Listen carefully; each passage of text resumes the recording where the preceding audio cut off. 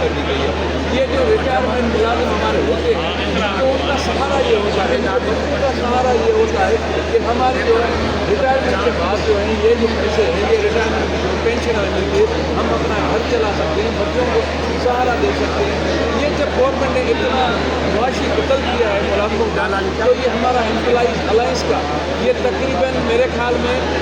6 division ہے، ہر 5 ڈویژنوں میں ہمارا یہ ورکر کمیشن پروٹیسٹ جاری ہے۔ تو ہم گورنمنٹ کو بتا رہے ہیں کہ بھائی یہ ہماری چیزیں جو ہیں یہ سن لو، ہمارے ساتھ جو زیادتی کی ہوئی ہے،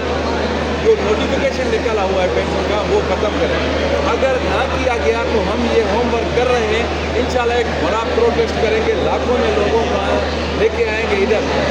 پھر تب تک یہاں ہمارا پروٹیسٹ چلتا رہے گا جب تک یہ ہمارے نوٹیفیکیشن واپس نہیں کرتے، ہمارے حقوق ہمیں نہیں دیتے، تب تک یہ سندھ کے ملازمی جو ہے وہ اپنے چین سے نہیں کرتے۔ غلام رسول میں آل سندھ گرامی ٹیچر ایسوسیشن سندھ کا پریزیڈنٹ ہوں اور اس الائنس کا جو حصہ ہوں، ممبر ہوں، چیئرمین ہمارا جو ہے